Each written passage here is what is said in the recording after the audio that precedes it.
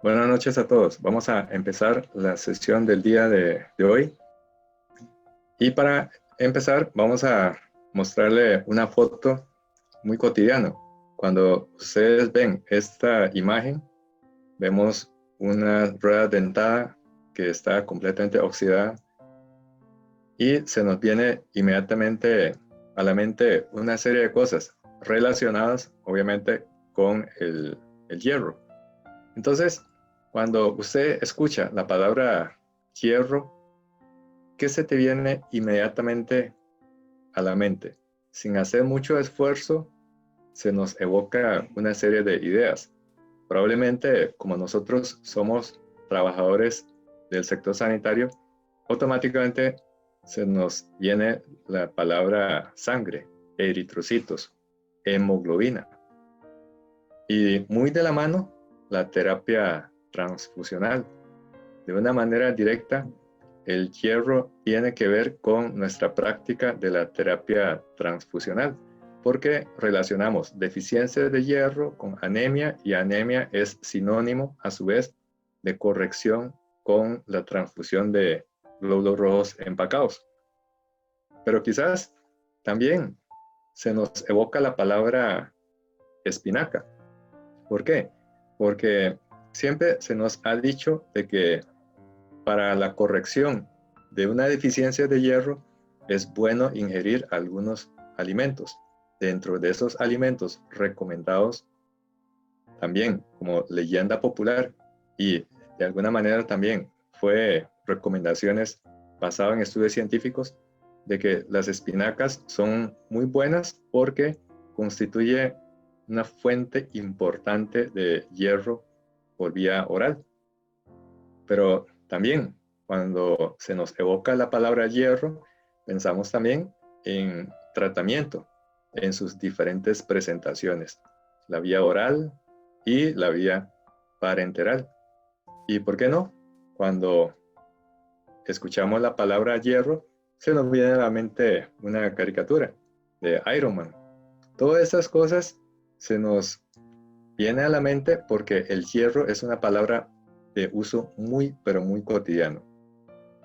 Sin embargo, en referencia a la creencia popular de que las espinacas constituyen fuente importante de hierro, probablemente tenemos que retroceder más de un siglo hacia el año 1870, cuando a este autor, Eric von Wolf, se le encargó la tarea de hacer un escrutinio de los contenidos nutricionales de los alimentos más comunes.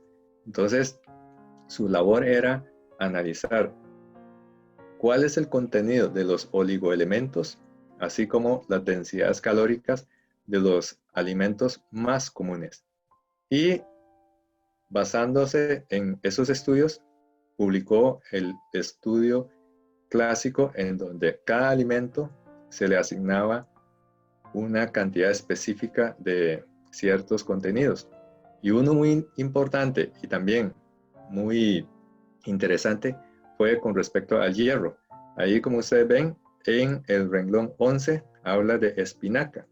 Y en esta publicación original habla de que la espinaca tiene un alto contenido de hierro en orden de 32.7 hasta 39.1 miligramos por cada 100 gramos de espinaca, lo cual es una cifra impresionantemente alta. Sin embargo, estamos hablando de hace más de un siglo, cuando todos los estudios se reportaba transcribiendo una máquina de escribir y así fue como se reportó en esta publicación, corriendo un decimal y aumentó milagrosamente el contenido de hierro de la espinaca. Y todo fue por haber corrido hacia la izquierda un decimal. Y con ese decimal que se pasó, aumentó milagrosamente el contenido de hierro en un factor de 10. Y a partir de ese estudio de Eric von Wolf, la espinaca se convirtió en el alimento celestial. De hecho, esto ha sido popularizado como un alimento sagrado para corregir las anemias y además que era buenísimo para prevenir las anemias. Así fue como nuestra mamá nos obligaba a comer gran cantidad de espinaca porque tenía ese altísimo contenido de hierro. De hecho, esto llevó hasta las caricaturas.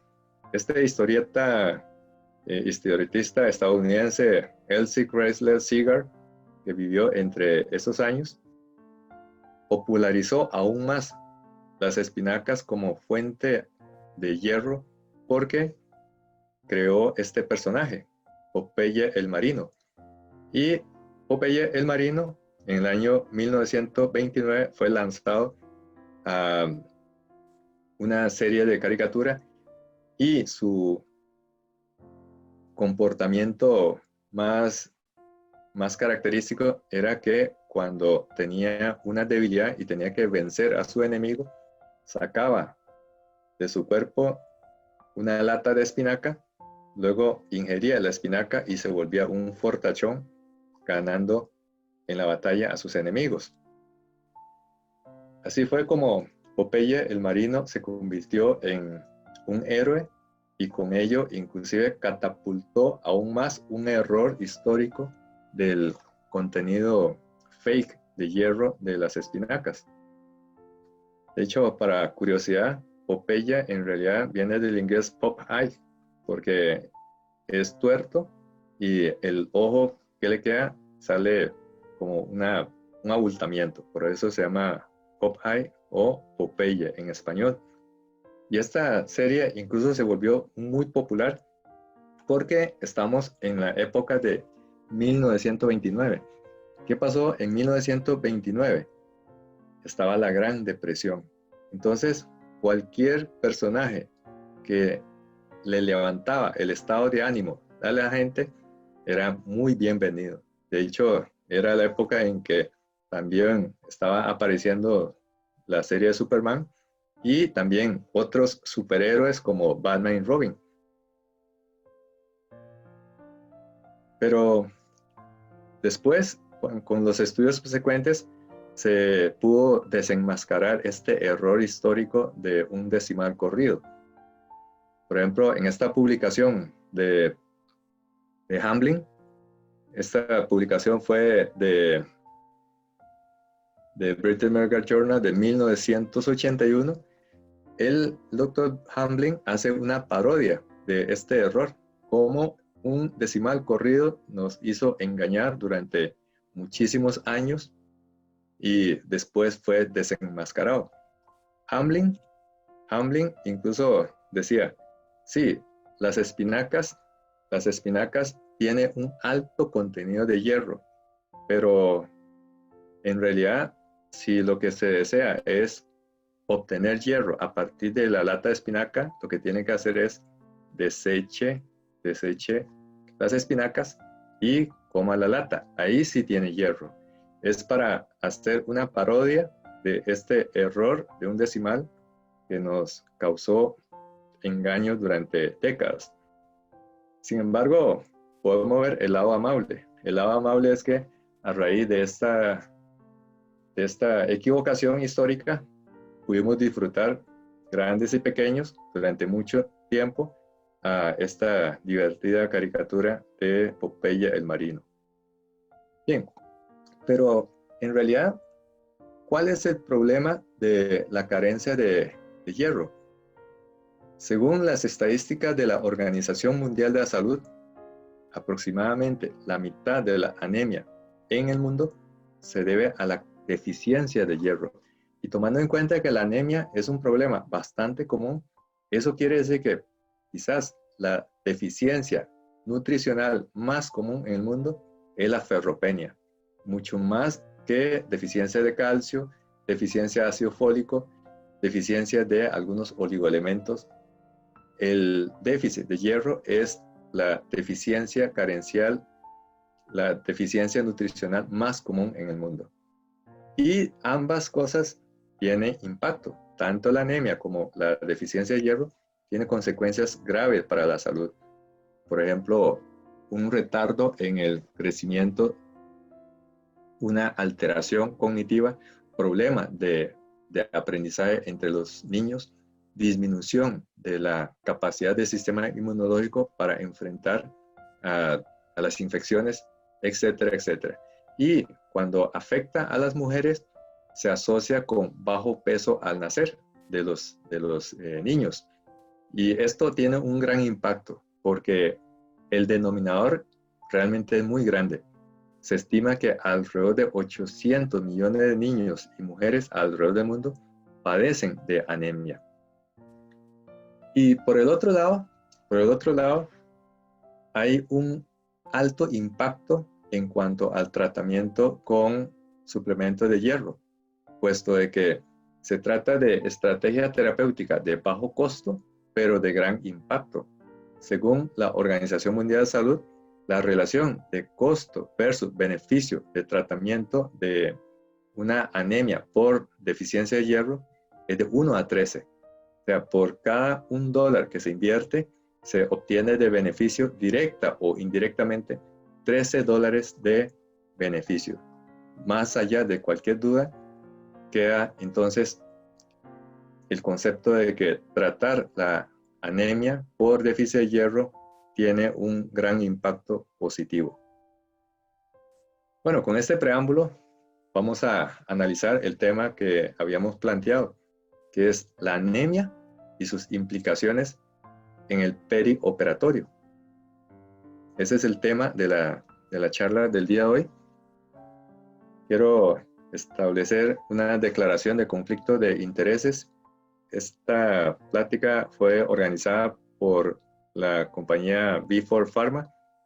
No soy empleado de Vifor Pharma y es la primera vez que doy una charla organizada por la compañía. Habiendo dicho eso, recordemos de que la medicina cambia, evoluciona y de una manera muy rápida, muy vertiginosa. Y tenemos que estar al tanto de estos cambios, de esta transformación. Dentro de eso está el concepto cambiante de la terapia de la anemia ferropénica. Para empezar, quisiera introducir con un caso clínico. Vamos a abrir, de hecho, la sesión puntualmente con un caso clínico. Pero antes quisiera mostrarle el menú de los temas que vamos a revisar el día de hoy. Analizaremos un caso clínico. Vamos a ver cuál es el impacto de la anemia en el perioperatorio y también cuáles son las implicaciones diagnósticas y terapéuticas. Y al final veremos cuáles son los mensajes para llevar a la casa. Para iniciar, vamos a mostrarle un caso clínico. Es un caso clínico de la vida real.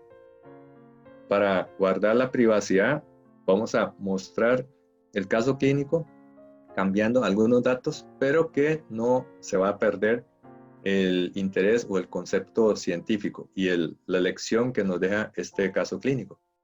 Se trata de una paciente de 35 años que tiene un cuadro de unos 6 meses de evolución caracterizado por astenia y adinamia. Este fue el motivo de consulta y dentro de los exámenes generales que se le realizan se encuentra un hemograma muy alterado principalmente en la serie roja, porque aquí, como ustedes ven, tiene una hemoglobina de 8.6 con un hematocrito también bajo, es decir, tiene una anemia. Más allá de toda duda, este hemograma corresponde a un caso típico de anemia, pero además vemos de que el volumen corpuscular medio está en 66 femtolitros. Se trata de una anemia microcítica, eritrocitos pequeños. Además, la hemoglobina corpuscular media también está disminuida, tiene 19.3 picogramos por célula, cuando lo mínimo esperable sería de 27. y también tiene una concentración de hemoglobina corporal media también disminuida. Entonces, lo que estamos viendo en este reporte de hemograma corresponde a una anemia que es microcítica e hipocrómica. Con eso nos circunscribimos a una serie de etiologías. Básicamente, cuando tenemos una anemia microcítica e hipocrómica, tenemos que pensar en 3 situaciones, las más comunes. Esas 3 situaciones son ferropenia, sangrado o talasemia. Es decir, si nos encontramos ante un hemograma de anemia con microcitosis e hipocromía, son 3 las explicaciones: que tiene déficit de hierro, o que haya sangrado, o que tiene un problema hereditario que se llama talasemia. Puede ser alfa talasemia o beta talasemia. ¿Qué pasó con este caso clínico? Al historiar por sangrado, no hay historia de sangrado, a pesar de que se le hizo estudio para descartar sangrado oculto. Sangrado a nivel del tubo digestivo, se le hizo guayaco, salió negativo. Se le hizo endoscopía digestiva tanto alta como bajo y no hay evidencia de sangrado. Tiene un porcentaje de saturación de transferrina de 15%, que está disminuido. Ferritina está disminuida. Y se le hizo también una médula ósea que reporta hemosiderina ausente. Con este estudio se tomó la decisión de iniciar el tratamiento con sulfato ferroso. A dosis de 200 miligramos por día, eso equivale a una tableta al día. Con esto se le realizó controles seriados de hemoglobina y hematocrito, pero ninguno de estos 2 parámetros cambiaron. Más bien, la tendencia fue ir decreciendo aún más.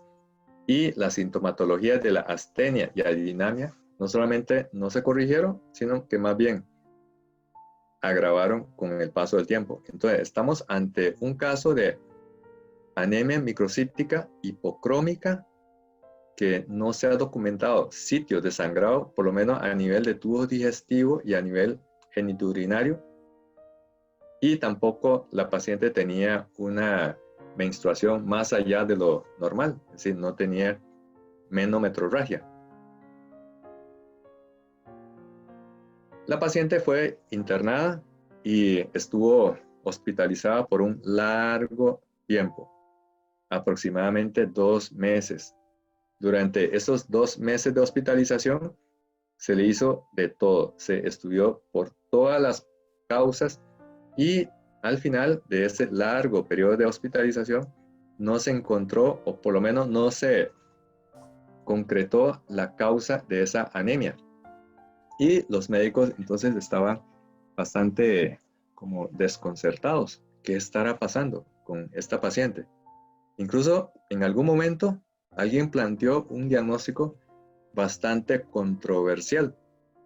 ¿Por qué no se trata de un cuadro de autoflebotomía?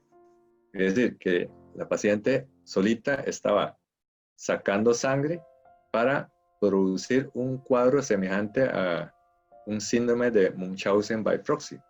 Es decir, simular una enfermedad. Sin embargo, nunca se logró documentar de que la paciente estaba haciendo una autoflebotomía. Y luego de ese largo periodo de hospitalización, le dieron la salida. En realidad fue una salida un poco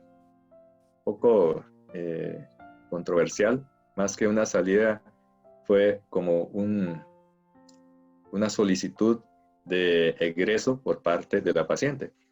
Y se hospitalizó en otro centro para reiniciarle todos los estudios para encontrar esa causa tan enigmática de su anemia microcítica hipocrómica.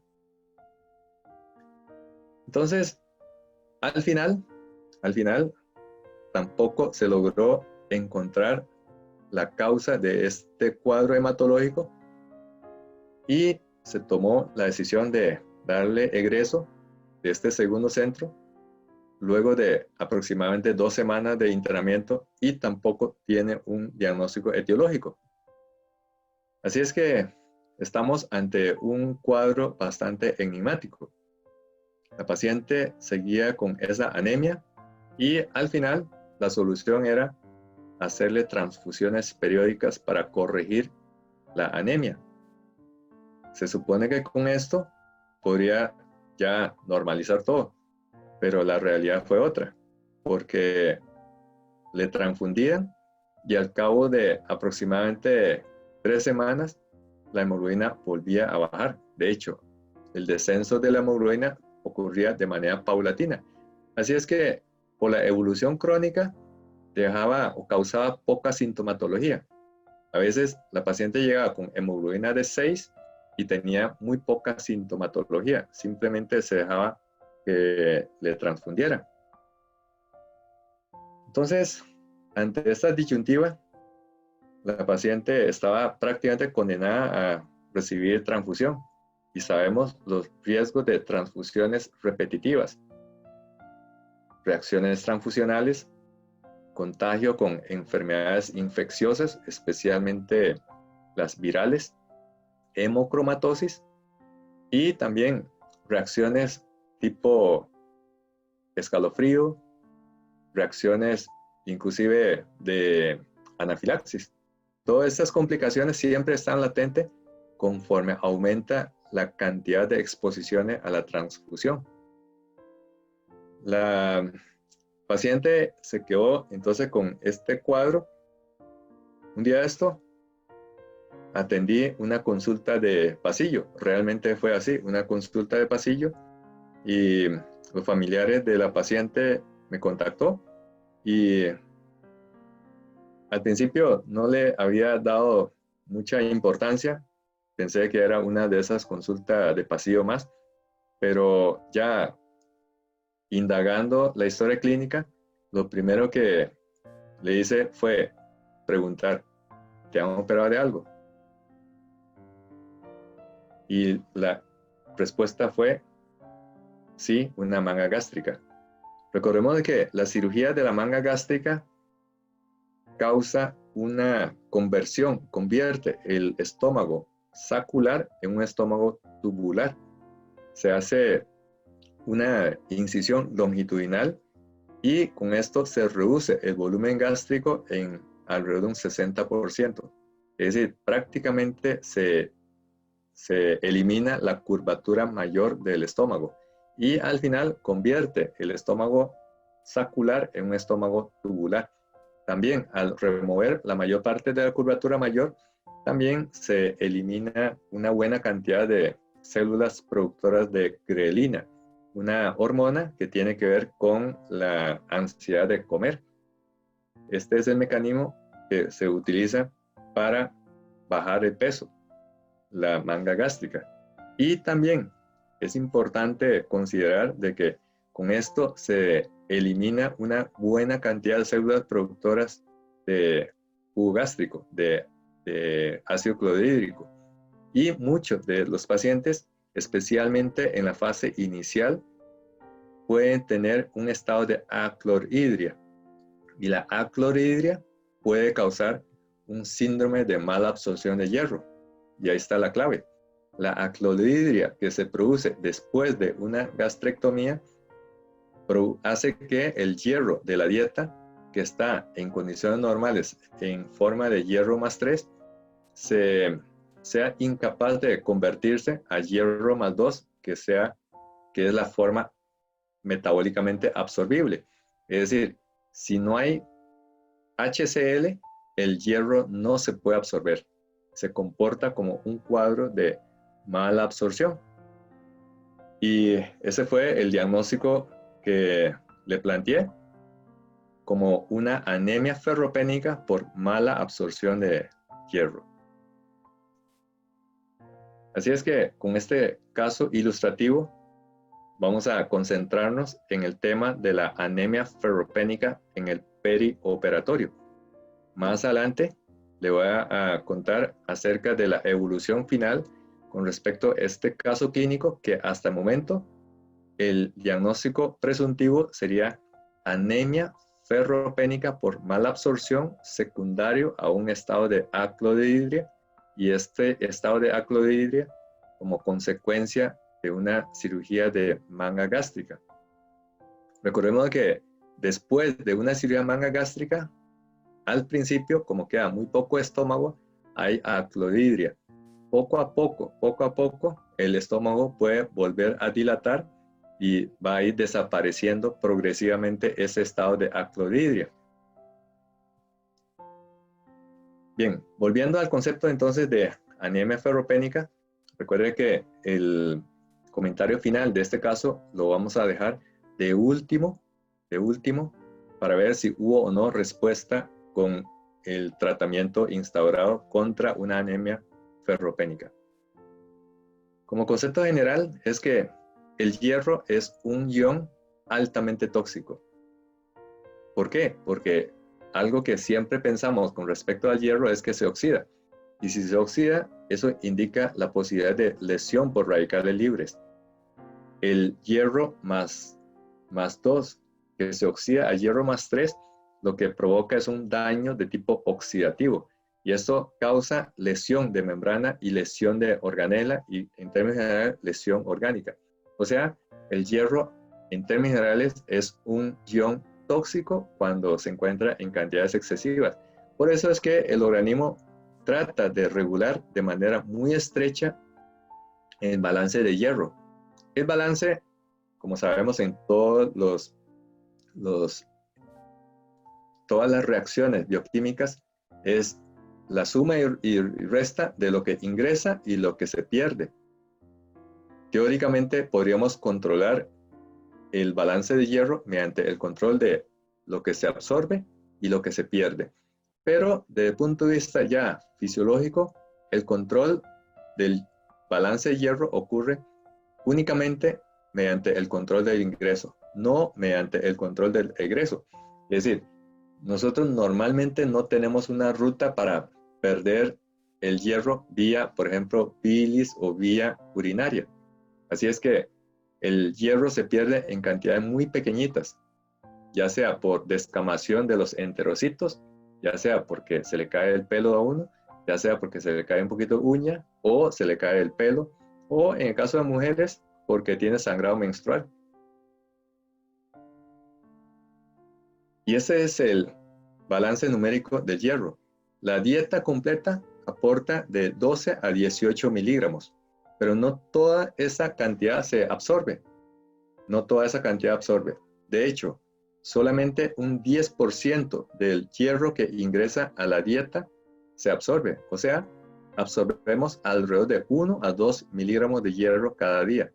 Y perdemos 1 a 2 miligramos, y esta pérdida puede ocurrir ya sea porque se nos cae el pelo, las uñas, la escamación de la piel, la descamación de las células intestinales, y también en las mujeres que están menstruando, la pérdida a través de la menstruación.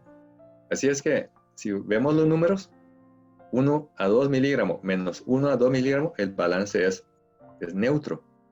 Recapitulando, el balance del hierro se resume de la siguiente manera: ingresan 1 a 2 miligramos por día y sale 1 a 2 miligramos por día. Así es que quedamos en cero, en tablas.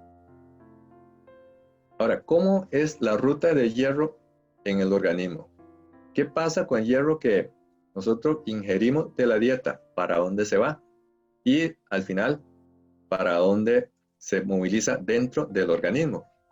La absorción, que es la primera fase, ocurre en el duodeno y en la primera porción del yeyuno. No hay absorción de hierro a nivel de colon, solamente en intestino delgado y en la parte más proximal. Existen dos formas de hierro en el lumen intestinal: el hierro hemínico y el hierro no hemínico. El hierro hemínico es el hierro que se encuentra dentro, en forma acomplejada, dentro del grupo hemo. Aquí vemos el hierro que se encuentra en el grupo hemo. Normalmente este hierro se encuentra en forma de hierro ferroso, o sea, hierro con valencia más 2. El hierro férrico, el hierro en forma de valencia más 3 es la forma de la metahemoglobina. O sea, la oxihemoglobina normal tiene hierro más 2, pero cuando se convierte en hierro más 3 ya es una forma afuncional de hemoglobina, que es el hierro más 3 o la metahemoglobina. Entonces, recapitulando, tenemos dos formas de hierro de la dieta: el hierro hemínico, básicamente el hierro presente en las carnes, y el hierro no hemínico, básicamente en los granos y en los vegetales y en los cereales.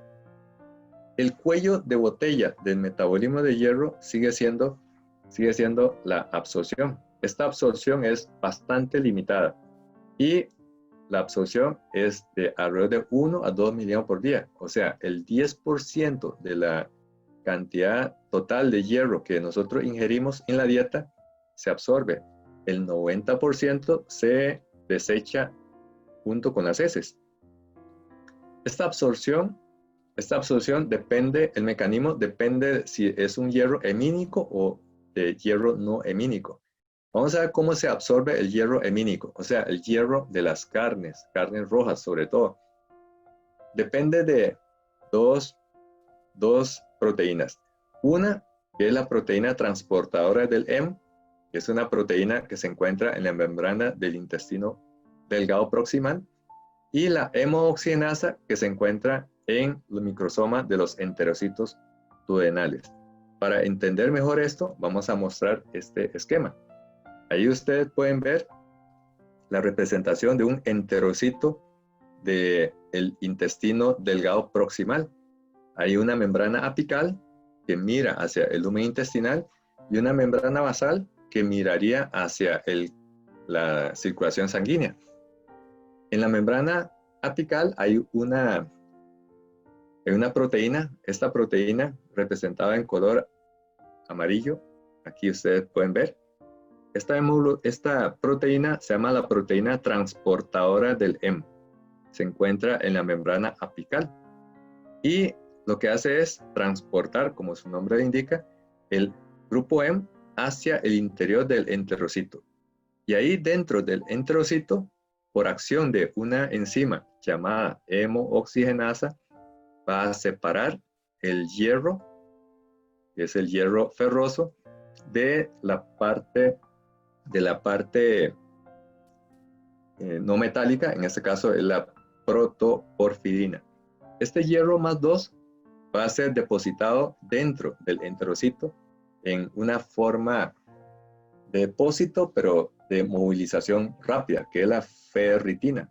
Como ustedes ven ahí, la ferritina está dentro de los gránulos, aquí en el interior del enterocito, pero el hierro también puede seguir una ruta para entrar a la circulación sistémica. ¿Y cómo lo hace? Lo hace por medio de una proteína transportadora que saca el hierro del enterocito hasta la sangre del capilar. En este caso, esta proteína es la ferroportina. La ferroportina es la manera para transportar el hierro más 2 hacia la sangre del capilar del intestino delgado. Y el grupo hemo que faltaba, el grupo hemo es exocitado desde el enterocito hasta la sangre que se encuentra rodeando al intestino, a la mucosa.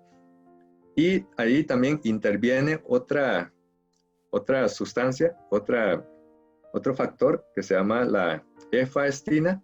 Esa efaestina convierte el hierro más 2 a hierro más 3 y todo esto al final se reensambla el grupo hemo. Así es como se logra absorber el hierro hemínico. Pero también recordemos que existe hierro no hemínico. Este hierro no hemínico generalmente está en forma de hierro más 3, formando complejos insolubles como oxalato, calcio, fósforo, que se encuentra básicamente en los lácteos, pero también en los cereales en forma de fitato de hierro en algunas bebidas, como por ejemplo el té y el café, en forma de tanato de hierro, y también en bebidas carbonatadas, como carbonato de hierro, y también dentro de comida que tenga alto contenido de fibra vegetal. Este tipo de hierro sería el hierro no hemínico. El hierro no hemínico. Este hierro no hemínico, recordemos que tiene valencia +3. Y este hierro hemínico, ¿qué tan bueno es para incrementar los depósitos de hierro en el organismo? Bueno, tenemos que devolver al cuento de Popeye y el marino y las espinacas. Realmente se trata de un método muy pobre para incrementar los depósitos de hierro del organismo. O sea, la mayor parte de nuestro hierro proviene de el hierro no hemínico, del hierro hemínico de la dieta. El hierro no hemínico, o sea, el hierro que se encuentra básicamente en las comidas que no sean carnes rojas, para absorber necesita otro mecanismo. Necesita de un transportador divalente de metales, necesita de una enzima que se llama la citocromo B duodenal o la ferrirreductasa, y también necesita de la ferroportina y la efastina. Vamos a ver un esquema para entender mejor. Esta es la ilustración de la absorción de hierro no hemínico. Recordemos que en la primera ilustración lo que explicamos fue la absorción del hierro hemínico, el hierro de las carnes rojas. Ahora estamos hablando de la absorción del hierro no hemínico. El hierro no hemínico se encuentra en forma de hierro +3. ¿Qué es lo primero que tenemos que hacer? Lo primero que tenemos que hacer es convertir el hierro +3 a hierro +2. Recuerde que hierro +3 no se absorbe, solamente el hierro +2. De ahí la necesidad de que participe el ácido del estómago, porque el ácido del estómago lo que va a hacer es favorecer la conversión de hierro +3, férrico, a hierro +2, ferroso, la forma absorbible. Y ya como hierro +2, por medio de esto, que es el transportador bivalente de metales 1, el DMT1, el hierro en forma de hierro +2 entra y se deposita dentro del enterocito en forma de ferritina. Y luego la misma ruta en comparación, que es lo mismo que el hierro hemínico. Ese hierro va a salir hacia la sangre a través de la ferroportina y con el complemento de su cofactor, que es la efadina. Entonces, aquí tenemos la comparación. La absorción del hierro hemínico a la izquierda y la absorción del hierro no hemínico hacia la derecha. Acá podemos establecer entonces la diferencia. Vea que si pasamos una raya, nos damos cuenta de que hay una parte diferente y una parte común. La parte común es la transferencia del hierro del enterocito hacia la sangre. Lo que sí es diferente es la entrada del hierro desde el lumen intestinal hacia el interior del enterocito. La diferencia sería por el tipo de proteínas que intervienen. En el caso del hierro hemínico, no se necesita de este transportador divalente de metales. Y por el otro lado, el hierro Hem se entra directamente a través de una proteína, luego necesita la hemooxigenasa para poder separar del Hem la parte metálica, el hierro, de la parte porfirínica. Y este hierro después sigue la misma ruta en comparación con la absorción del hierro no hemínico. Entonces, para recapitular, la única diferencia existe es la absorción del hierro desde el lumen hasta el enterocito. De ahí, independientemente si es hierro hemínico o no hemínico, la transferencia a la sangre ocurre de una manera similar. La absorción entonces de hierro sería de unos 2 miligramos, 1 a 2 miligramos. Y con esto se cierra entonces la necesidad de hierro diario. Esto se logra comiendo unos 300 gramos de carne roja o pescado, o algo menos eficiente mediante el hierro no hemínico, que sería 1 kilo de soya o 5 kilos de espinaca. 5 kilos de espinaca. Entonces aquí vuelve a intervenir el personaje de Popeye el marino.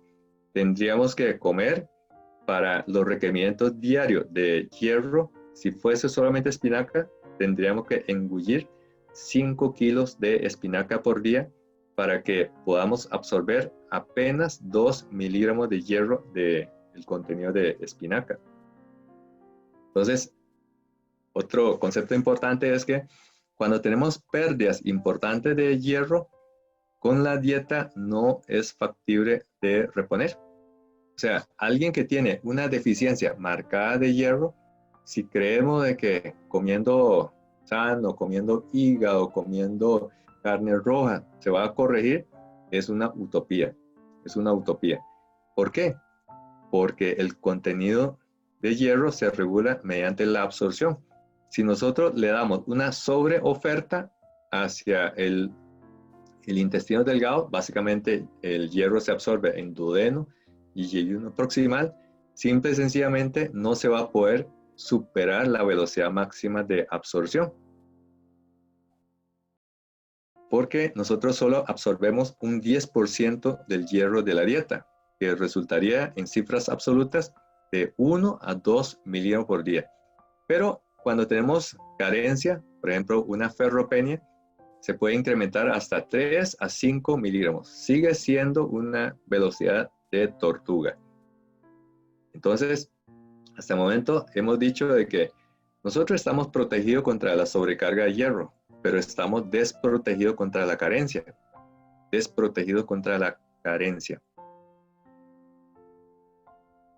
Ahora, ¿cómo se regula la absorción? Habíamos dicho de que el balance de hierro se regula mediante la regulación de la absorción. No hay mecanismo para incrementar la pérdida.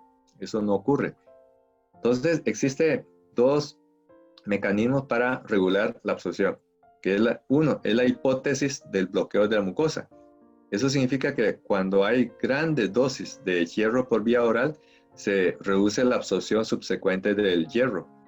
Y por el otro lado, se regula la absorción mediante la síntesis de una proteína que se llama la hepcidina, que regula el transporte del hierro hacia el plasma. ¿Cómo se bloquea la absorción? Para ello, lo que ocurre es que el enterocito empieza a redistribuir el transportador divalente de metales dentro de la membrana plasmática, así como los compartimentos intracelulares. ¿Cómo lo hace? Esta proteína, la transportadora divalente de metales, que estaba expresada en la superficie del enterocito, ahora simple y sencillamente se internaliza, deja de expresar y de esta forma se bloquea la absorción de hierro. Aquí vemos el mecanismo de bloqueo de la mucosa. Básicamente lo que hay es que este transportador divalente de metales pasa de su forma de expresión hacia la membrana apical, se internaliza, deja de expresar y el enterocito se vuelve incapaz de absorber el hierro. El otro mecanismo es la hepcidina. La hepcidina es una proteína que se llama así, Hepatic Bactericidal Protein, una proteína que tiene poder bactericida de síntesis hepática. ¿Qué es lo que hace la hepcidina? La hepcidina es un polipéptido de unos 25 aminoácidos que se sintetiza en el hígado y tiene una función primaria que es la inmunidad natural, pero a su vez también participa en la homeostasis del hierro. Este polipéptido se regula mediante algunos estímulos, sobre todo la inflamación y la cantidad de hierro de depósito. Es decir, La epsidina regula la absorción de hierro uniendo a la ferroportina. La ferroportina, recuerde que es la proteína que transporta el hierro del enterocito hacia la sangre de la circulación sistémica. Entonces, si se une a la ferroportina, lo que provoca es que esta proteína se internaliza y ya no va a servir como mecanismo de transporte de hierro hacia la circulación sistémica. De esta forma, la epsidina lo que hace entonces es disminuir la absorción de hierro. Y la epsidina es una sustancia que se eleva durante la inflamación. Lo que provoca el organismo es una serie de cambios que evita que los microorganismos patógenos aprovechen el hierro endógeno para causar más daño en el cuerpo. Por eso es que la epsidina es un mecanismo de inmunidad. Para recapitular, existen fenómenos, factores que aumentan y disminuyen la producción de la epsidina. Si aumentamos la producción de epsidina, se va a reducir la absorción de hierro. Si disminuimos la producción de epsidina, vamos a aumentar la absorción de hierro. Entonces, ¿qué factores disminuyen la producción de la epsidina? Cuando hay ferropenia, cuando hay un incremento de la eritropoyesis, como por ejemplo por la eritroferrona, o cuando hay estado de hipoxia con incremento de la producción de la eritropoyetina. ¿En qué situaciones se incrementa la producción de la epsidina? Cuando hay incremento de depósito de hierro, cuando la ferremia está elevada o cuando hay infección e inflamación, sobre todo la interleuquina 6. Probablemente cuando dije la palabra interleuquina 6, automáticamente le evoca la situación de la emergencia sanitaria, la enfermedad por COVID-19. Y es que la interleuquina 6 es un reactante producido por los leucocitos que permite la intercomunicación entre las células de la serie blanca. Por eso se llama la interleuquina, es decir, comunica entre leucocitos. Y un incremento de interleuquina en un paciente afectado por COVID es un marcador de mal pronóstico porque implica que su organismo está hiperinflamado. Acá ustedes pueden ver un reporte secuencial de interleuquina 6 de un paciente afectado por COVID-19. Vea que su nivel inicial fue de 334 picogramos por mililitro. Dichosamente, ese paciente día a día se fue mejorando, pasando de 334 a 251 y luego ya al tercer día a 70.16. Este perfil de reducción es compatible con una evolución satisfactoria. Y efectivamente, ese paciente a los 8 días ya fue egresado del hospital. Entonces, para recordar, nosotros tenemos dos mecanismos para evitar la sobreabsorción de hierro. El primer mecanismo es el bloqueo de la mucosa y el segundo mecanismo es porque el hígado sintetiza la epsidina para bloquear el transporte del hierro del enterocito hacia la circulación sistémica. Y así ya tenemos el esquema completo del metabolismo de hierro a nivel del organismo.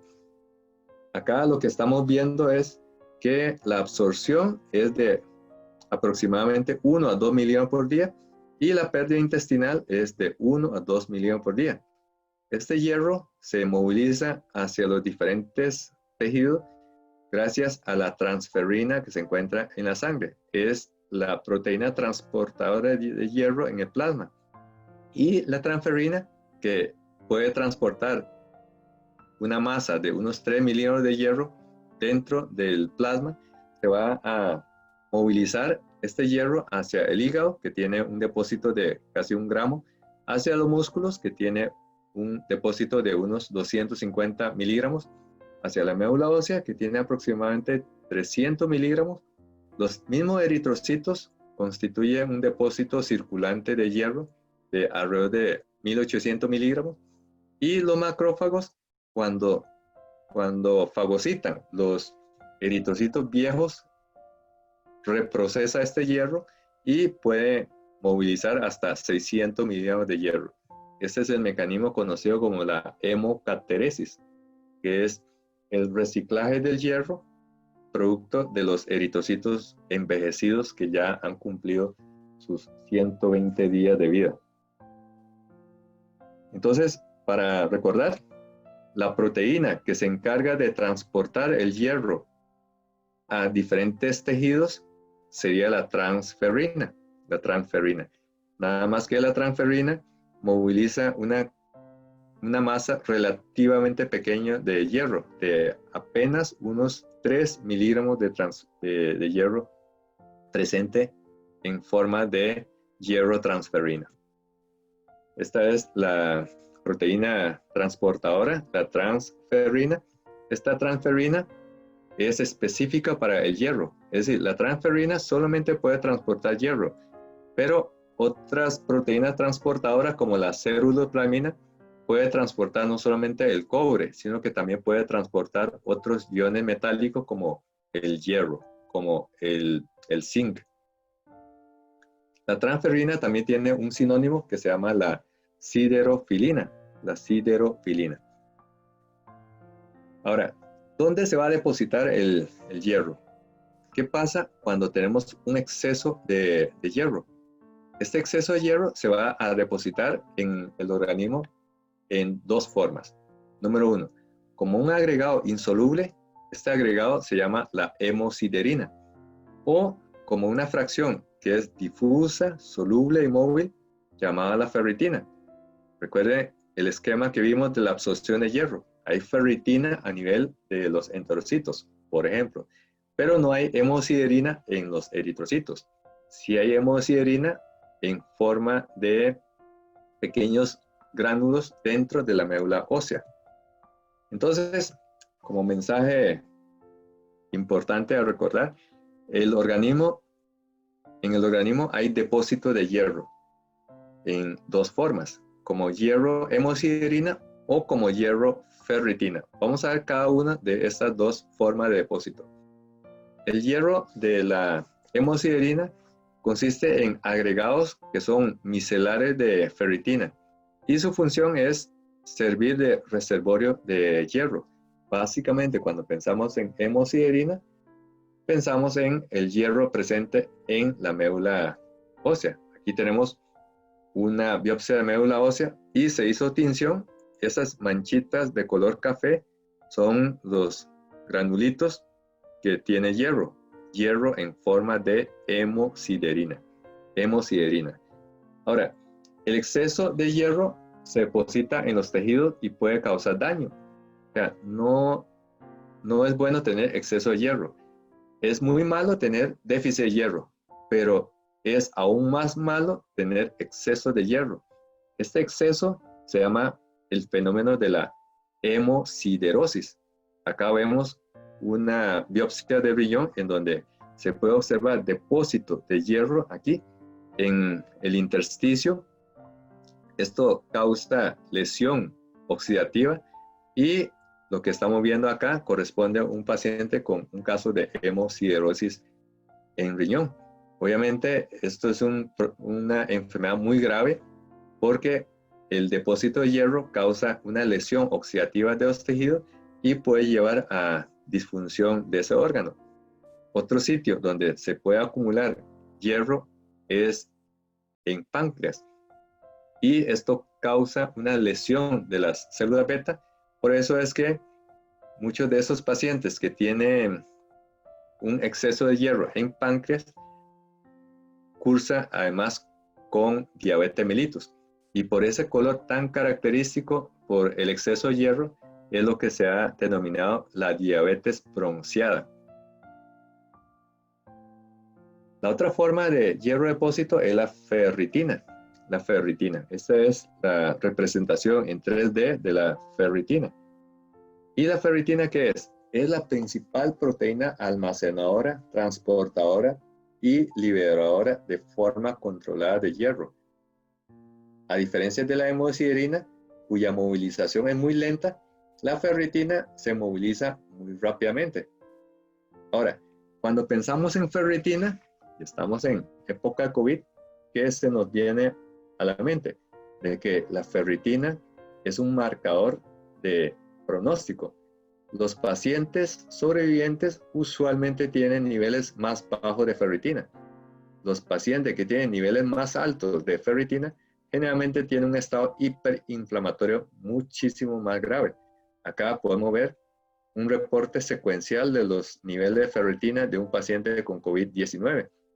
Observe que en el día 2 de internamiento tiene una concentración de ferritina de 2.106 nanogramos por mililitro. Una cifra de ferritina más de 1.000 junto con dímero D de más de 1.000 y cifras de interleuquina de más de 40 son compatibles, son cifras compatibles con un síndrome de liberación de citoquinas. Sabemos de que un paciente con COVID-19 y desarrolla un síndrome de liberación de citoquinas, el pronóstico es peor en comparación con aquellos que no lo hacen. Esos son los valores normales que nosotros tenemos que comparar a la hora de hacer una cinética de hierro, un estudio de la cinética de hierro para valorar si el paciente tiene o no una anemia de enfermedad crónica o una anemia por carencia de hierro. Básicamente tenemos que valorar cómo está la sideremia, cuál es la capacidad total de fijación de hierro, cuánta cantidad de hierro hay en la transferrina y cuál es el índice de saturación de la transferrina y cuál es la concentración de ferritina en el plasma. Ahora vamos a analizar cuál es el impacto de la anemia en el perioperatorio. Ya hablamos del metabolismo de hierro y su relación con la anemia microcítica hipocrómica. La anemia realmente es un dato muy importante en el perioperatorio. ¿Por qué? Porque se asocia con un riesgo independiente de malos resultados en el postoperatorio y también mayores costos y estancia hospitalaria. Y eventualmente muchos de esos pacientes van a terminar recibiendo transfusión de hemocomponentes con todas las implicaciones que conlleva la transfusión de hemocomponentes. Un ejemplo lo tenemos acá. Observe la esclera de esta paciente. Vea que está tan blanca como el color del guante de látex. Tiene una anemia muy, pero muy marcada. Esto genera un problema cuando hay que programarlo hacia una cirugía electiva, porque muchos de esos pacientes son internados y luego tienen que esperar muchos días de optimización antes de finalmente llevarse a cabo la cirugía. Se interconsulta a diferentes servicios, se le realiza diferentes exámenes antes de el cirujano atreverse a programar y se manda interconsulta al servicio de anestesia. ¿Por qué hacen esto? Porque algo que asusta a los cirujanos es que le diga, vea, esta cirugía vamos a tener que suspenderla porque su paciente está con una hemoglobina de 7 y usted no ha hecho nada por optimizar esa cifra de hemoglobina.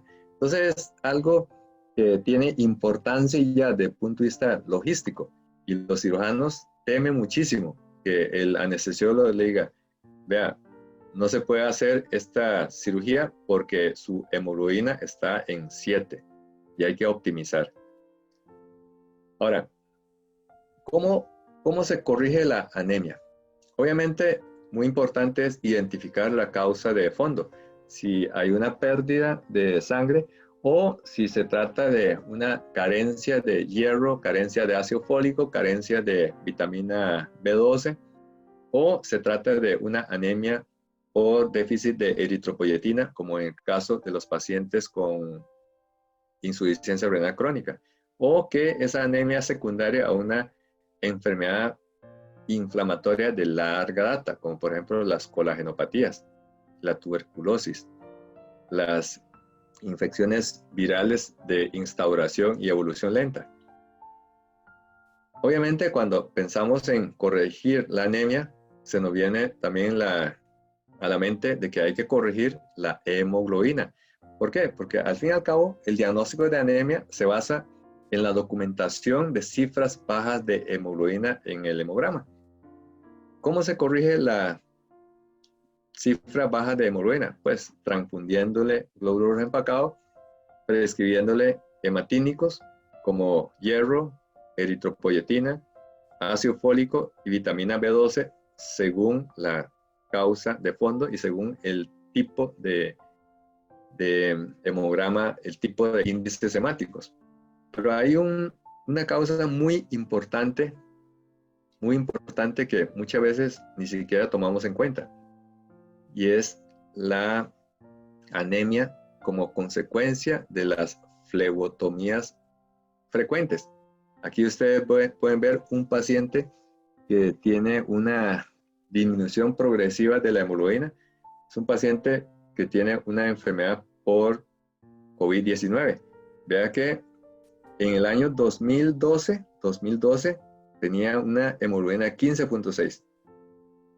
Luego bajó, pero en el día de internamiento, que fue el 28 de julio del 2020, el día de internamiento cuando se positivizó COVID, tenía una hemoglobina 13.6 y de ahí no tenía melena, no tenía rectorragia, no tenía hematemesis.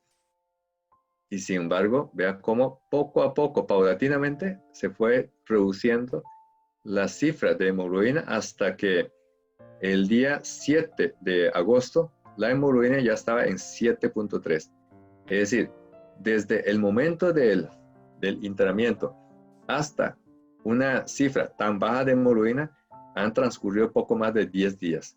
¿Qué pasa y por qué está bajando la hemoglobina? Resulta que hay que tomarle hemocultivos. Ya son 2 tubos. Hay que estarlo tomando gases arteriales. Hay que estar mandando para glucosa, para función renal, para hemograma, para ver la evolución de los linfocitos, para interleuquinas, para ferritina, para dímero D, para el DHL, para las transaminasas. Todo esto hace que los pacientes pierdan un día sí y el otro también 20 o 40 cc de sangre. Y esto multiplicado por día de días, vamos a terminar viendo cómo la hemoglobina va cayendo todos los días poco a poco, y al final cuando llega a esas cifras activa la alerta del clínico y empieza a pensar qué será, si hay que hacer una gastroscopía, si hay que hacer un guayaco, si hay que hacer una colonoscopía. Pues no, simple y sencillamente el médico es el causante de esto. Entonces, como mensaje importante, una causa relevante es la anemia por flebotomías frecuentes, algo que muchas veces nosotros se nos olvida, lo pasamos por alto. Pues para corregir una anemia, generalmente pensamos automáticamente, como una reacción ya natural, bueno, hay que pedir de banco de sangre 2, 3, 4 unidades de glóbulos rojos empacados. Y esta es la manera muy fácil, muy sencilla de tratar un problema, pero no estamos corrigiendo la causa de fondo. Es decir, transfundir sangre lo que hace es corregir la hemoglobina, pero no estamos resolviendo la causa de fondo. Y hoy en día la carencia de hemocomponente se ha vuelto un problema. Y sabemos de que, por el otro lado, entre más bolsas transfundamos al paciente, hay más probabilidad de reacciones transfusionales. Por ejemplo, este paciente fue transfundido, él lo que tuvo fue una resección transuretral de próstata, sangró más de la cuenta y al día siguiente la hemoglobina estaba en 7.2. Había sangrado bastante, entonces los médicos deciden transfundirle glóbulos rojos empacados. El paciente desarrolló una púrpura post-transfusional. Observe cómo a nivel de de abdomen y a nivel del brazo, y también en forma generalizada estas lesiones purpúricas características de una trombocitopenia. De hecho, los niveles de plaquetas bajaron a menos de 20.000 por microlitro, y ese paciente estuvo hospitalizado por 10 días adicionales. Tuvo que manejarse con esteroides, tuvo que hacerse un montón de exámenes adicionales, y al final la conclusión fue una púrpura post-transfusional. Pero por esa transfusión, ese paciente se ganó más de una semana de internamiento extra. Entre los pacientes que tienen falla renal crónica, quizás el uso de eritropoyetina recombinante es el tratamiento más etiológico. Y entre los pacientes que tienen déficit de ácido fólico y vitamina B12, cuyo hemograma es distinto en el sentido de que en lugar de microcitosis e hipocromía, van a tener hipocromía pero con macrocitosis, o sea, una anemia megaloblástica. Y por supuesto, como estamos hablando de anemia ferropénica, el tratamiento sería hierro. Pero ¿cómo se hace? ¿Cuál es el mapa de ruta? ¿Cuál es el libro o el manual de instrucciones? Vamos a ver el tratamiento de la ferropenia basándose en la fisiología. Es importante, y en el caso de la anemia por ferropenia, muchísimo más importante conocer la fisiología, porque entendiendo la fisiología podemos establecer las pautas del tratamiento. Habíamos dicho al principio de que solamente el 10% del hierro de la dieta se absorbe, es decir, 1 a 2 miligramos por día. Y cuando nosotros le damos hierro suplementario extra en presencia de una anemia con ferropenia, hay un incremento de absorción, pero no más de 5 miligramos por día de hierro. Así es que cuando escuchamos recomendaciones populares como comete un poco de lenteja, eso soluciona algo. O en lugar de tomar una tableta de sulfato ferroso de 200 miligramos, mejor tomate 2 o 3 comprimidos y esto será más efectivo. Pues no, ¿verdad? Porque cuando ofertamos un exceso de hierro, simple y sencillamente no va a poder ingresar, se satura. Y además, si hay una absorción mayor de hierro, automáticamente en el hígado se sintetiza la hepcidina y bloquea esa absorción alegre del hierro. Es decir, por todo lado, el ingreso de hierro está muy bien regulado, muy bien regulado. Pero cuando nosotros le damos hierro parenteral, este hierro va a ingresar sí o sí. Brinca todos los mecanismos limitantes de la absorción de hierro.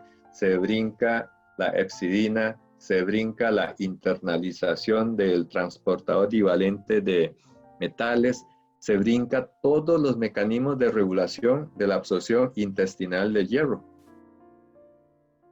Eso sí, la corrección se da siempre y cuando no siga perdiendo más hierro. O sea, hay que controlar la causa de fondo. Esta tabla es importante porque nos ayuda a dimensionar la limitante de la corrección de hierro a través de la terapia por vía oral.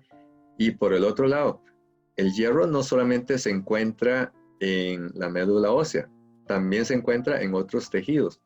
Y muchas veces cuando el paciente ya tiene déficit de hierro en la médula ósea, en los demás tejidos también hay una ferropenia y hay que corregirlo también. De lo contrario, nosotros no estaríamos resolviendo la causa de fondo o estamos corrigiendo de forma muy parcial. Entonces, es importante que el hierro tengamos que reponerlo en la médula ósea para que la eritropoiesis continúe. Tenemos que también rellenar el hierro de depósito como el músculo en forma de mioglobina, y en el hígado que hay una buena cantidad de hierro, cerca de 1 gramo, y también el sistema retículo endotelial, mediante la fagocitosis de los eritrocitos viejos, también participa como mecanismo de regulación de hierro. Y al final, al puro final, la descamación de los enterocitos y también la descamación de la piel, la caída de pelo y también los cortes de uña, explica cómo hay una pérdida obligatoria de 1 a 2 miligramos de hierro por día, que va a ser la pérdida de hierro diario. Ahora, la eritropoyesis requiere diariamente de 20 miligramos por día de hierro, pero si solamente absorbemos 1 a 2 miligramos por día, a todas luces, la eritropoyesis no puede satisfacerse a punta del hierro que se absorbe. Eso significa que se debe tener depósitos para que la eritropoyesis se lleve a cabo de manera normal, porque los 20 miligramos de hierro que se necesita por día para la fabricación de eritrocitos, a todas luces, no se puede llenar con el hierro ínfimo que se absorbe por vía intestinal de apenas 1 a 2 miligramos. Quiere decir que la mayor parte de la eritropoyesis toma el hierro no de lo que se absorbe, sino más bien de los depósitos en la médula ósea, en ese caso la hemosiderina. Ahora, si la terapia vía oral es poco efectiva, entonces, ¿qué tal la terapia intravenosa con hierro? En esta publicación explica cómo reponer el hierro. Primero, tenemos que calcular la cantidad a reponer para corregir dos cosas. Primero la anemia y luego la ferropenia. Para ello, la fórmula más popular es la fórmula de Gansoni, que está escrito abajo. Déficit de hierro es igual a peso por hemoglobina ideal menos hemoglobina actual, multiplicado por un constante de 2.4 más 500, que sería para rellenar los depósitos. Vamos a poner un ejemplo ya con números, porque puede ser bastante como difícil de entender de esta fórmula de Gansoni. Este 2.4 más 500 es para llenar los depósitos, Entonces, habiendo dicho esto, si tenemos una persona con déficit de hierro de una anemia y hay que corregir la anemia y también hay que corregir los depósitos, tenemos que entender de dónde viene toda esa fórmula, ¿verdad? El factor 2.4 es igual a 0.0034 por 0.07 por 10.000. Ahí está. Es el contenido de hierro de la hemoglobina multiplicado por la volemia y la conversión de gramo a miligramos. Todavía muy complicado. Pues vamos a ver. Esos 500, ¿a qué se debe? Se debe a que no solamente tenemos que corregir la anemia, tenemos que llenar también los depósitos. Y ahí son los 500 miligramos de hierro adicional. Vamos a ver un ejemplo. Tomemos el ejemplo de una mujer de 70 kilos que tiene una anemia porque tuvo un sangrado uterino. Y el reporte del hemograma arroja los siguientes resultados. Tiene una hemoglobina de 7.6. Evidentemente es una anemia con ferropenia, porque vean cómo hay microcitosis y hay hipocromía, típica anemia por pérdida de sangre, y dada la cronicidad, la paciente tiene poca sintomatología excepto un poco de astenia y adinamia. Entonces, aplicando la fórmula de Gansoni, tendríamos lo siguiente, que su déficit de hierro es igual a 1407.2 miligramos. Eso es lo que le falta a la paciente para tener ya todo el hierro faltante, para completar no solamente el hierro de la sangre, sino también el hierro de los depósitos. Vamos a ver qué le va a pasar como tratamiento para esta paciente si le damos 200 miligramos de sulfato ferroso, hierro oral. Vamos a ver cuál es el cálculo. Como tiene ferropenia, su organismo va a absorber no 1 a 2 miligramos, sino que puede absorber hasta 5 miligramos por día. Bien, ha aumentado al doble o al triple. Eso significa que a razón de 5 miligramos por día, calculando su déficit en 1407 miligramos, eso significa que va a necesitar de 281 días. 281 días. Si ese es esta es la deficiencia, ¿verdad?, de hierro, a razón de 5 miligramos por día de absorción, le va a durar 281 días. Eso equivale a 9 meses o 40 semanas. O sea, necesita lo que dura un embarazo para corregir la deficiencia de hierro si le damos por vía oral. Con total seguridad, no hay estómago que aguante 9 meses de tratamiento con hierro. Entonces, al clínico automáticamente se le viene la idea, bueno, lo voy a corregir muy fácil, muy rápidamente transfundiendo. Y con eso le resuelvo el problema de la anemia.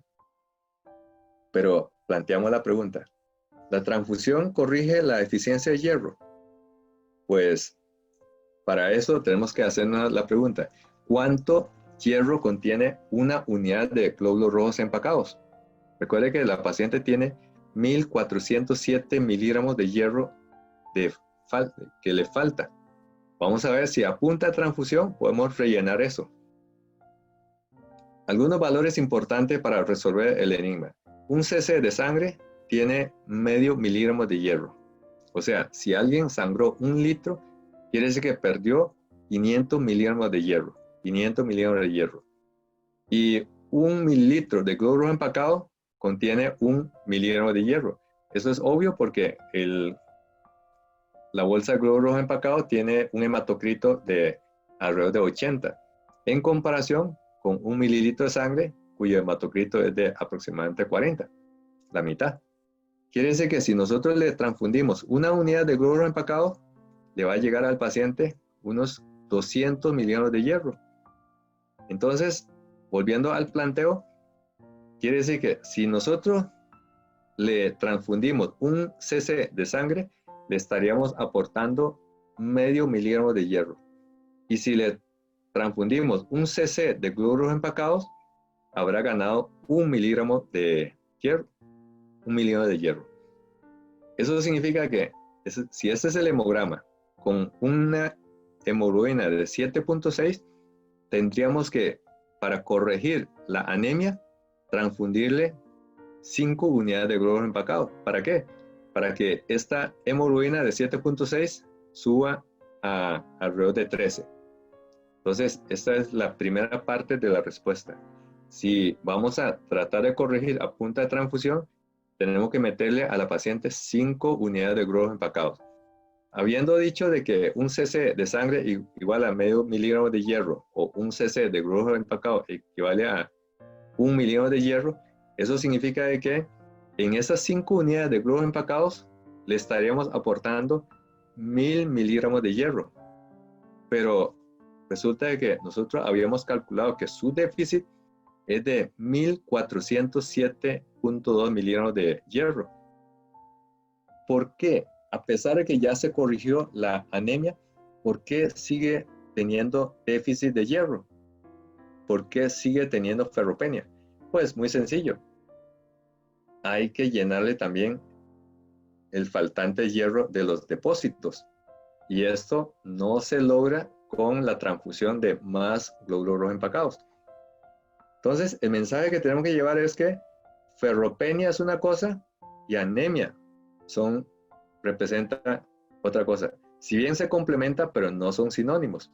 O sea, hay pacientes que tienen ferropenia, pero no anemia. Hay pacientes que tienen un estado de ferropenia, pero tienen una enfermedad crónica. Entonces, se trata de paciente que tiene anemia, pero sus depósitos de hierro están robustos, no tiene ferropenia. Un paciente puede tener deficiencia de hierro y no se va a manifestar la anemia hasta tanto no se acabe los depósitos de hemosiderina en la médula ósea. Quiere decir que la anemia es un estado muy avanzado, de una deficiencia de hierro. Entonces, el mensaje que tenemos que llevar es que cuando transfundimos, sí, corregimos la hemoglobina, pero no rellenamos los depósitos y hay que complementar. La pregunta del millón es, ¿cuántas veces usted ha egresado un paciente porque ya la hemoglobina se corrigió con la transfusión y usted no le prescribe suplemento de hierro?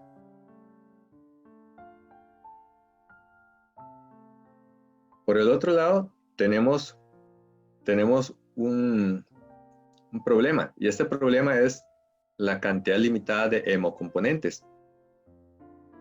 Siempre hay mucho más necesidad de transfusión en comparación con los donantes. De hecho, en Costa Rica se utiliza una práctica de muy poquitos hemocomponentes se obtiene por donación voluntaria. La mayor parte de los hemocomponentes de los bancos se obtienen mediante la donación coercitiva. Es decir, te operamos a su familiar, pero traiga 5 donadores. Es como para rellenar los depósitos del banco de sangre de una forma coercitiva prácticamente. A manera de ilustración, el 14 de junio de cada año se conmemora el Día Mundial del Donante de Sangre, el 14 de junio. Ahora, ¿por qué el 14 de junio? Porque el pionero de la terapia transfusional segura fue este patólogo y biólogo austriaco, el doctor Karl Landsteiner. Él descubrió los grupos ABO y posteriormente RH. Y por haber hecho ese descubrimiento tan trascendental, se le concedió el Premio Nobel de Fisiología o Medicina en el año 1930. Y observen la fecha de su nacimiento. Fue un 14 de junio. Por eso, el 14 de junio de cada año se conmemora el Día Mundial del Donante de Sangre.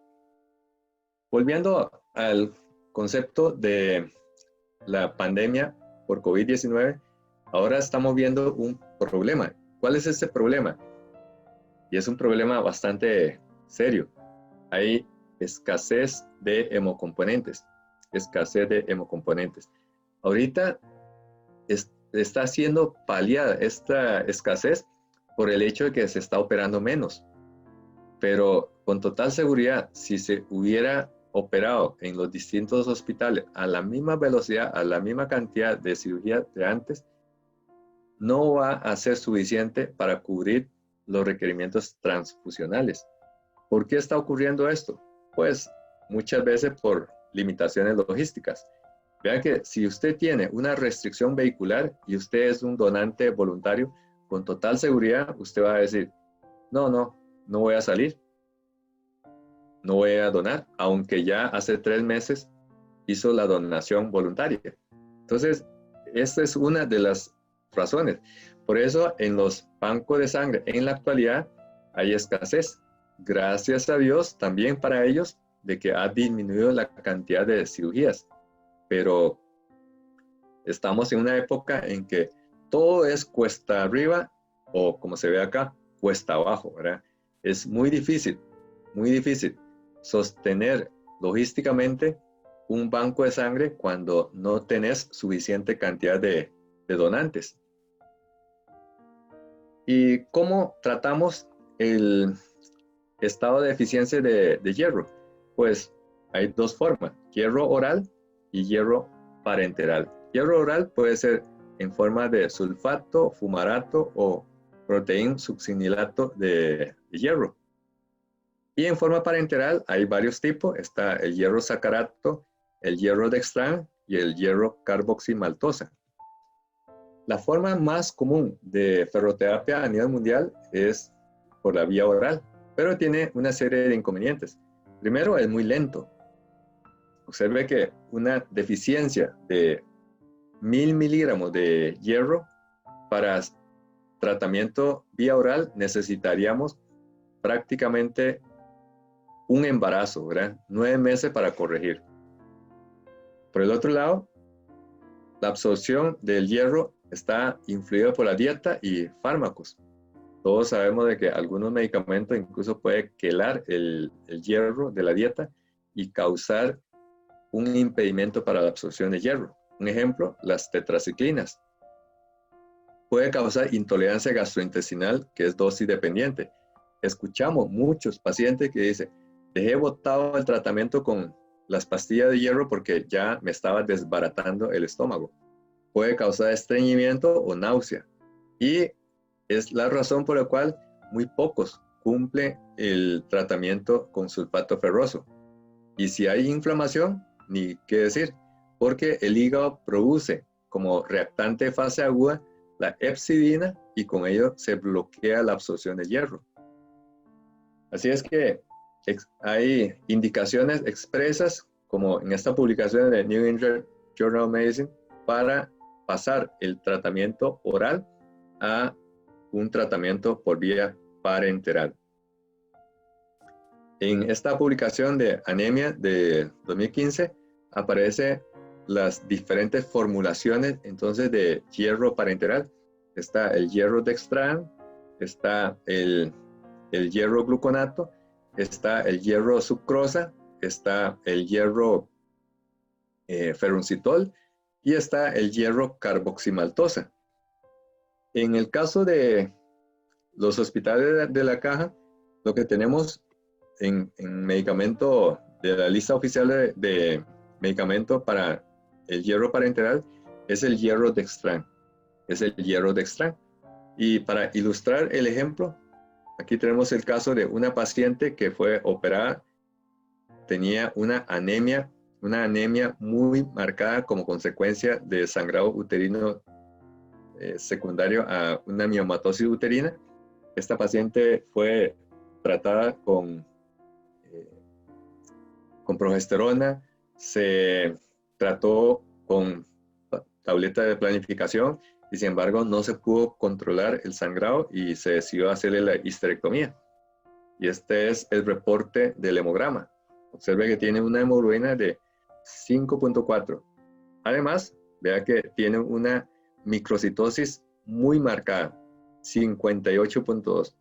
Y una hemoglobina corpuscular media por el suelo de 15.9. No estamos ninguna duda, no tenemos ninguna duda de que se trata de una anemia ferropénica y que se ha volado también los depósitos. Entonces, la forma tradicional de tratamiento sería con el hierro dextran. El hierro dextran. El hierro dextran tiene un inconveniente. El inconveniente es que el hierro dextran es un hierro que está acomplejado con este carbohidrato. El carbohidrato sería el dextran, pero para que llegue al sitio donde está la eritropoyesis, o sea, en la médula ósea, necesitamos de un intermediario. Y ese intermediario es la transferrina, que es saturable, para que esa transferrina pueda llevar el hierro hasta la médula ósea. Pero como esta transferrina es saturable, igualmente tenemos limitación de poder aplicarle dosis masivas. En su lugar, la alternativa más atractiva y más resolutiva fue la aplicación de hierro carboximaltosa.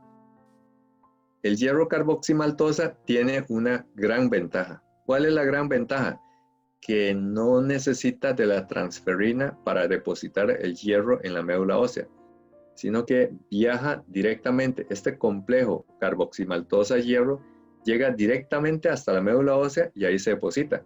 Por eso no tiene limitante en comparación con el hierro dextran, que hay que fragmentar por el otro lado, el hierro extra se asocia con mayor riesgo de reacción de tipo alérgica o incluso anafiláctica. Y también, para complementar, este hierro extra tiene que aplicarse junto con heparina para reducir el riesgo de flebitis o de flebotrombosis. Bien, para terminar, quisiera dejarles unos mensajes para llevar a la casa. Primero, que el entendimiento del metabolismo de hierro nos ayuda a tomar las mejores decisiones, tanto diagnósticas como terapéuticas. Es decir, necesitamos integrar la fisiología con la terapéutica. Bueno, para cerrar el caso clínico, les había dicho al principio de que se trataba de una paciente con una anemia de instauración crónica que ha sido estudiada durante 2 meses en un centro médico y posteriormente fue estudiada durante 2 semanas más en otro centro médico y no se llegó al diagnóstico etiológico, y tenía el antecedente de una cirugía de manga gástrica responsable de un estado de aclorhidria, y eso impedía la absorción de hierro, que en forma de hierro más 3 no se iba a poder absorber, a menos que ese hierro más 3 se convierta en hierro más 2, pero para ello se necesita un ambiente ácido. Pero el estado de aclorhidria no permite esa conversión o esta reducción de hierro más 3 a hierro más 2. ¿Y qué pasó con esta paciente? Bueno, el diagnóstico mediante la historia clínica fue anemia ferropénica por mala absorción de hierro. Y como tiene mala absorción de hierro, entonces no tiene sentido darle hierro por vía oral. Podemos estarle dando hierro en cantidades masivas y no se va a absorber. Entonces decidimos prescribirle hierro parenteral.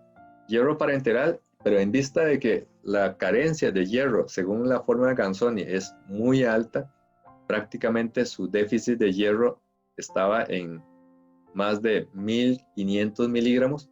Entonces se le prescribió hierro carboximaltosa. Cada frasco trae 10 cc con 50 miligramos de hierro por cada mililitro. Y lo que se hizo fue administrarle una dosis inicial de 1000 miligramos de hierro carboximaltosa, o sea, 2 frascos de hierro por vía intravenosa. Y posteriormente se le hizo el seguimiento. Lo primero que se notó fue que la hemoglobina no siguió bajando. Recuerde que antes había que estarle transfundiendo glóbulos rojos empacados a razón de una transfusión cada 3 semanas. Ya con la primera dosis de hierro carboximaltosa se pudo obviar la transfusión rutinaria.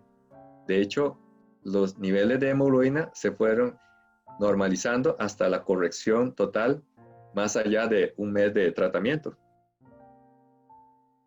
Y como no puede absorber el hierro por vía oral, hay que darle mantenimiento por vía intravenosa. Entonces,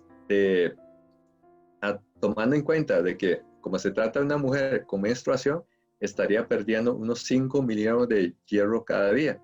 Y como no se absorbe por vía oral, entonces hay que reponer por vía parenteral. Eso significa que, haciendo ese cálculo aproximado, le tocaría que cada frasco le dura aproximadamente unos 100 días. O sea, la dosis de mantenimiento sería de 1 frasco cada 3 meses. Y así se hizo. 0.5 gramos, o sea, 1 frasco cada 3 meses. Pero recordemos de que después de una cirugía de manga gástrica, el estómago tubular poco a poco se puede volver a dilatar. Y con eso se va restableciendo la capacidad para secreción de jugo gástrico. Y con el paso de los años, actualmente la paciente tiene hemograma completamente normal. De hecho, Hoy vi un reporte de su hemograma y está completamente normal, no tiene ningún asterisco.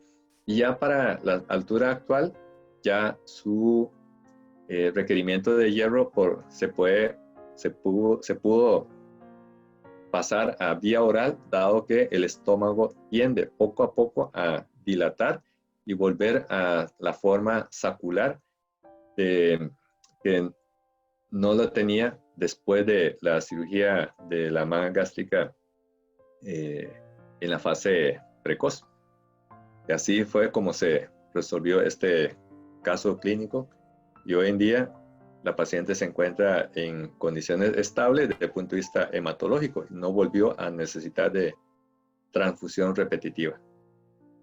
Bueno, con esto cierro la plática del día de hoy.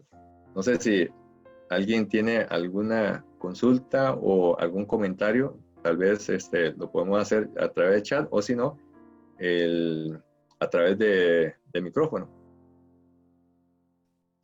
¿Alguna pregunta que tenga el público presente? Con todo gusto.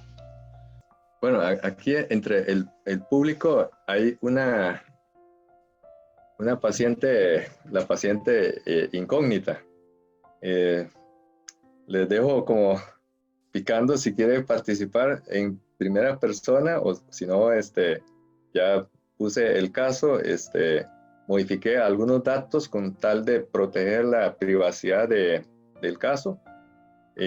Pienso que fue un caso bastante aleccionador. Hay una pregunta de Adriana que dice: ¿qué hace en caso de que el paciente sea alérgico al hierro administrado parenteralmente? Ok, en realidad la alergia no es al ion hierro, no es al ion hierro, sino a la sustancia que lo acompleja. Recordemos de que el hierro suelto es muy tóxico. El organismo no tolera el hierro libre porque el hierro causa oxidación, causa un grave daño oxidativo. De hecho, parte de la hipótesis de por qué COVID causa tantísimo estrago se ha propuesto, aunque está todavía por comprobar, de que el virus puede provocar una disociación del hierro M de la hemoglobina, y que ese hierro en exceso causa el daño semejante a una lesión oxidativa.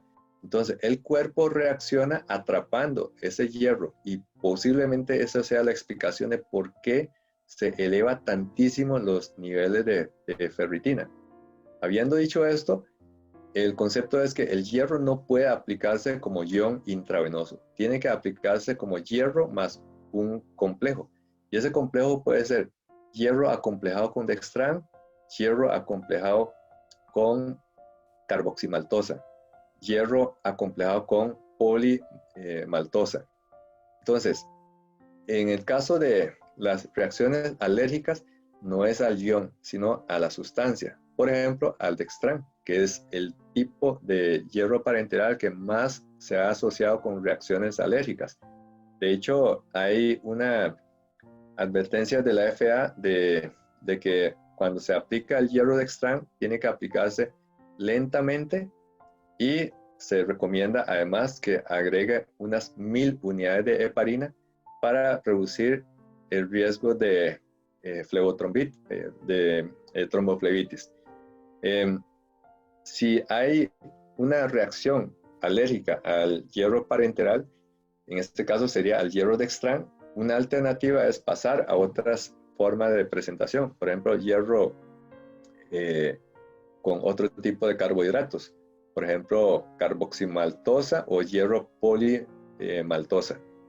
En este caso, el tratamiento con esta paciente fue con hierro carboximaltosa, y con esto se obvia o se evita la reacción alérgica. La alergia sería al dextran y no al hierro. Así es que si hay una reacción al hierro parenteral, que si es en la caja, lo usual es que sea hierro dextran, debe ser una indicación para cambiar a hierro carboximaltosa, que es un medicamento no long de la Caja Costarricense de Seguro Social. Aquí hay otra pregunta del doctor Ricardo Aguilares. ¿Qué opina de los protocolos de manejo de anemia perioperatoria que incluye eritropoyetina y hierro intravenoso y la formación de comités de manejo de anemia perioperatoria que incluya anestesiólogo, hematología y banco de sangre? Eso sería lo ideal. De hecho, muchas veces nosotros tenemos el pensamiento arcaico de que un paciente con anemia es sinónimo de transfusión. Pues no. Un paciente con anemia es sinónimo de que hay que estudiarlo y dependiendo de la causa de fondo se debe tratar con el medicamento correspondiente. Y muchos de los pacientes que tienen anemia, simple y sencillamente le transfundimos un par de unidades y ya con eso corregimos la hemoglobina y va para la sala, pero la causa de fondo no se ha resuelto. El déficit de hierro que arrastra no se ha resuelto. Por eso es que corrección de hemoglobina no es lo mismo que la reducción del riesgo perioperatorio. Eso es tan así como que un paciente diabético esté descompensado con una glicemia de 300 y su hemoglobina glicosilada está en 13%.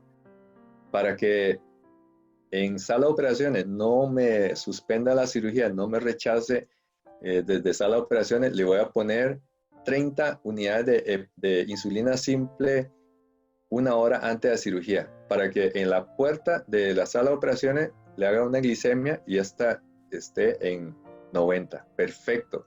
Para tener un nivel de hemoglobina, de glucosa dentro de parámetros aceptables, pero en realidad el riesgo no se ha modificado. Ese es el concepto, ¿verdad?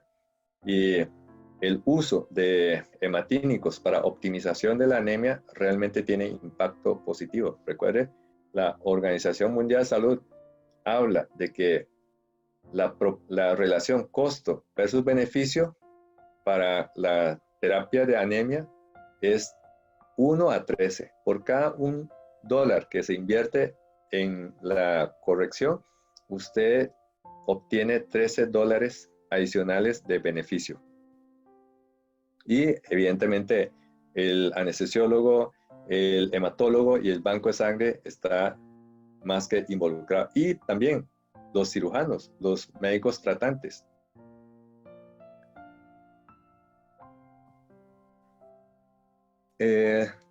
Aquí Clara Lieberman pregunta, ¿por qué la infusión que tiene la caja hay que ponerle anticoagulante?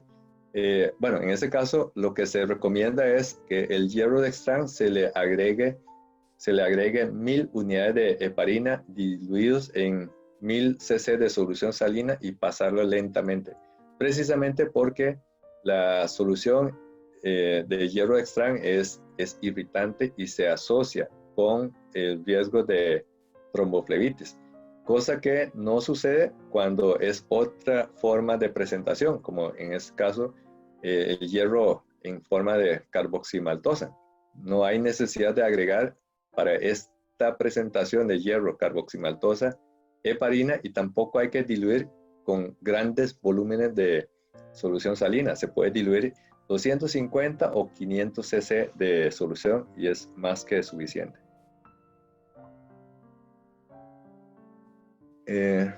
Hay otra pregunta que es de Alejandra. Dice, según la fisiología, no tendría sentido el uso de sulfato ferroso BID. Esto es una práctica frecuente al egreso de pacientes de ginecología. Pues sí.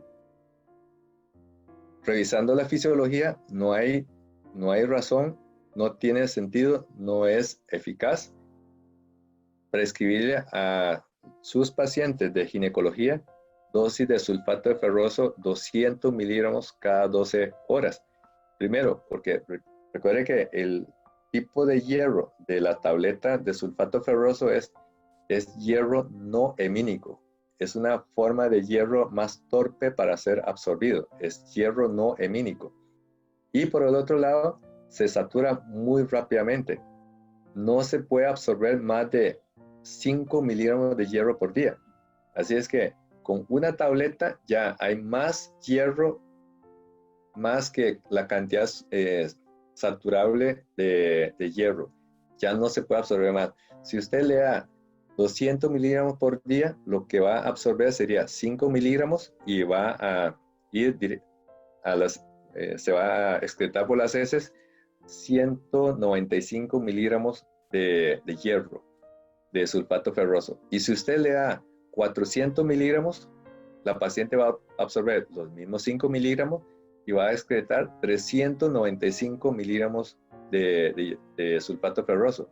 Y con total seguridad, si usted le da 2 tabletas al día, no hay estómago que aguante la irritación. Por eso muchos de los pacientes dejan botado el tratamiento con hierro por pobre tolerancia. Causa molestias o dispepsia, y también una queja muy común es que les causa estreñimiento. El doctor Ricardo Aguilar pregunta, ¿cómo pide uno el hierro carboximaltosa en Nolom y cómo lo justifica? Sí, el medicamento incluido en lista de Nolom. Una de las razones por las cuales se puede justificar es que hay limitación con respecto al hierro dextran en cuanto a cantidad. Porque imagínense un paciente que tenga déficit de 1400 miligramos. Si fuese con hierro dextran, usted tendría que ponerle una dosis de unos 200, 300 miligramos, y luego, en vista de que ya se satura la capacidad de la transferrina, tendría que internar o mantener una persona hospitalizada durante unos 7 días para volver a aplicar una segunda dosis. Esa es una de las indicaciones. Otra es la aparición de reacción alérgica al hierro dextran. Esas son, digamos, las indicaciones que se puede justificar la prescripción de hierro carboximaltosa. Y eso sí, hay que hacer toda la tramitología, el papeleo, para llenar el documento de medicamento Nolom. Aquí hay una pregunta que dice de Kenneth Bermúdez. Dice, doctor, pero las tabletas de fumarato ferroso que tenemos equivale a aproximadamente 65 miligramos de hierro elemental. Eso no es suficiente para el mínimo recomendado de corrección, hablando de hierro elemental como tal. Sí, correcto. La tableta en realidad tiene el ion, en este caso el hierro, más el acompañante. Puede ser fumarato, puede ser sulfato. Y si son 200 miligramos, en realidad no todos los 200 miligramos corresponde a hierro, corresponde a una parte que es hierro, el hierro elemental, más el acompañante que sería el fumarato o el sulfato. Pero igualmente, 65 miligramos de hierro elemental supera con creces la capacidad máxima de absorción de 5 miligramos por día por vía intestinal. Si se oferta más, la misma mucosa intestinal le produce un bloqueo de la absorción. Por eso, la corrección de una deficiencia de hierro grande no es razonablemente, no es razonable cuando tenemos déficit de más de 1 gramo, porque si usted divide los números, se da cuenta de que es una cantidad muy grande de días y no hay estómago que aguante, de tal forma de que es una utopía que un paciente que te llega con una hemoglobina 5.4, después de estar sangrando durante 9 meses por una miomatosis uterina, esa paciente, usted le opera